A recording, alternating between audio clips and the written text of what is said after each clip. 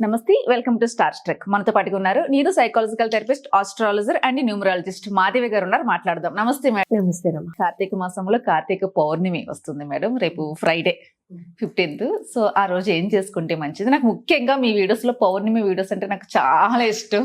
General గా every month చెప్తూ ఉంటారు పౌర్ణమి. నాకు అంటే ప్రత్యేకంగా నాకు ఆ వీడియోస్ అంటే చాలా ఇష్టం. మరి కార్తీక పౌర్ణమికి ఏం చెప్తారు చెప్పండి. Thank you so much for the complement.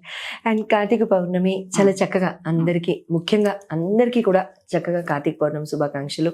మా రమకు కూడా విశేషంగా కార్తీక పౌర్ణమి చంద్రుడిలాగా మనందరి జీవితాల్లో ఆ చంద్రుడు, ఈశ్వరుడు, గౌరీదేవి చక్కగా వెలుగు నింపాలని, వినాయకుడి, సుబ్రహ్మణ్య స్వామి బ్లెస్సింగ్స్ అందరికీ కూడా చాలా చక్కగా సంపూర్ణంగా చేకూరాలని మనసారా ఆ స్వామివారిని కోరుకుంటాను.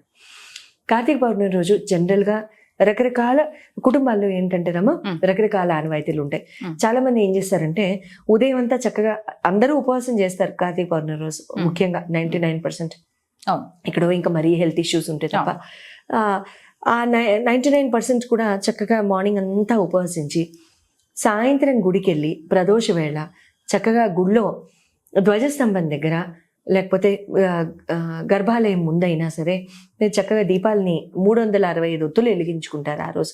అంటే సంవత్సరం మొత్తానికి కూడా ఏమన్నా పొరపాటున అడ్డు మాకులు వచ్చినా, చేయలేకపోయినా కూడా రోజంతా దీపం పెట్టిన, సంవత్సరాంతం దీపం పెట్టిన ఫలితం దక్కాలని చెప్పి ఆ ఒత్తులు అనేవి వెలిగించుకుంటారు. ఆవు నేతితో వెలిగించుకోవడానికి అందరూ సామాన్యంగా ట్రై చేస్తారు. 365 ఒత్తులు వెలిగించుకోవడం, తర్వాత చక్కగా ఆ ప్లేస్ అంతా చక్కగా శుభ్రం చేసి ముగ్గు పెట్టి చక్కగా దీపం పెట్టి, తర్వాత అంటే స్క్వేర్ షేప్లోనే ముగ్గు పెట్టాలండి ఆ రోజు మాత్రం. అది ముఖ్యంగా గమనించుకోవాల్సిన విషయం. అంటే ఏ ముగ్గు పడితే ఆ ముగ్గు వేసేయకుండా పీఠ లాంటి ముగ్గు మాత్రమే. అండ్ పర్ఫెక్ట్ స్క్వేర్ ఉండాలి. అది రెక్టాంగిల్ షేప్లో కూడా ఉండకూడదు, పర్ఫెక్ట్ స్క్వేర్లోనే ఉండాలి.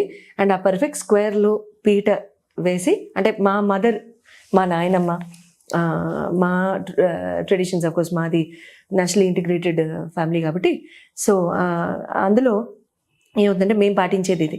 సో ఆ పర్ఫెక్ట్ స్క్వేర్లో మీరు చక్కగా ఆ దీపాన్ని పెట్టేసేసి దీపాన్ని వెలిగించుకుని దీపారాధన చేసుకుని, నివేదన మీరు ఇంటి నుంచే జనరల్గా చాలామంది తీసుకెళ్తూ ఉంటారు. వండిన నివేదన జనరల్గా చక్కెర పొంగలి కానివ్వండి, పాయసం కానివ్వండి, పరమాన్నం కానివ్వండి, ఇవే చేస్తారు. ఆవు పాలతో చేసిన ఏ నివేదన అయినా సరే చాలా చక్కగా అక్కడ దీపానికి కూడా మీరు పెడతారు. తర్వాత దాంతోపాటు ఉసిరి దీపాలు కూడా పెడుతూ ఉంటారు.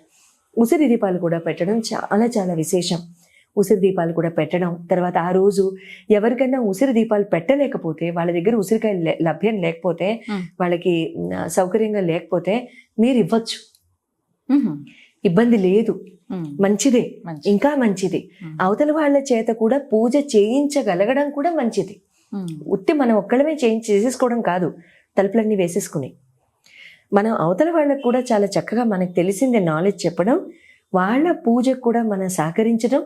తర్వాత వాళ్ళకి మచ్చలేని ఉసిరికాయలు దొరకకపోవచ్చు, వాళ్ళు ఏ కారణం చేతైనా తెచ్చుకొని ఉండకపోవచ్చు, వాళ్ళు ఇంకా ఇతర కారణాల చేత పెట్టుకొని ఉండకపోవచ్చు, మర్చిపోయి ఉండొచ్చు.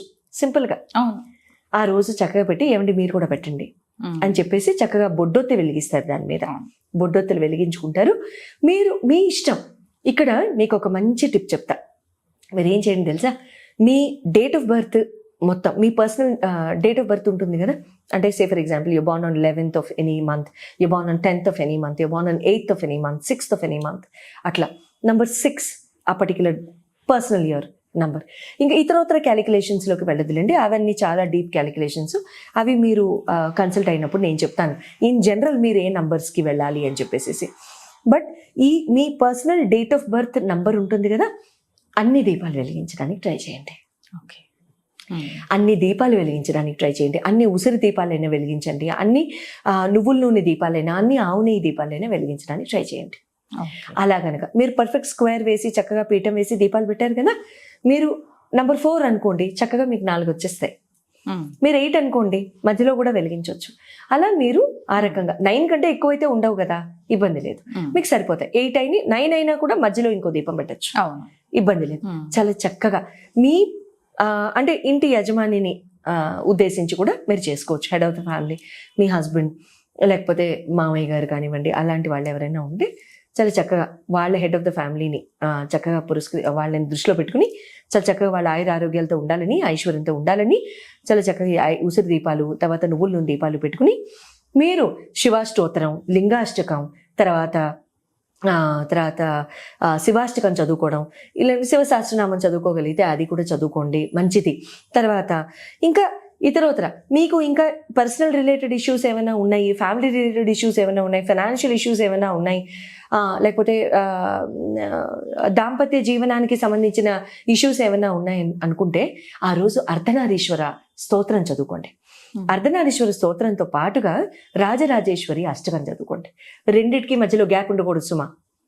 అర్ధనారీశ్వర స్తోత్రం చదివేటప్పుడు, రాజరాజేశ్వర అష్టకం చదువుకునేటప్పుడు గ్యాప్ ఉండకూడదు. ఓకే, ఎవరితో మాట్లాడొద్దు, మధ్యలో మాట్లాడారా గొడవలు అవుతాయి, జాగ్రత్త. ఓకే, భయపెట్టట్లేదు, గ్యాప్ ఇవ్వద్దు అని అర్థం. మధ్యలో ఫోన్ మోగేస్తుంటే ఫోన్ లేపేసేయకండి.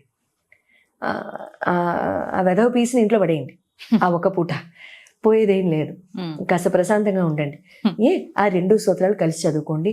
చక్కగా అన్యోన్య దాంపత్యంతో, చక్కగా సంసార సౌఖ్యంతో ఎల్లప్పుడూ చల్లగా ఉండాలని మనస్ఫూర్తిగా కోరుకుంటున్నాను. అందరికీ ఉపయోగపడేలాగా అన్ని రకాల రెమెడీస్ చెప్పారు మేడం, ఎవరు చేసుకోగలిగి వాళ్ళని. అలాగే దీపం కూడా చాలా కొత్తగా అనిపించింది నాకు. నమస్తే. నమస్కారం.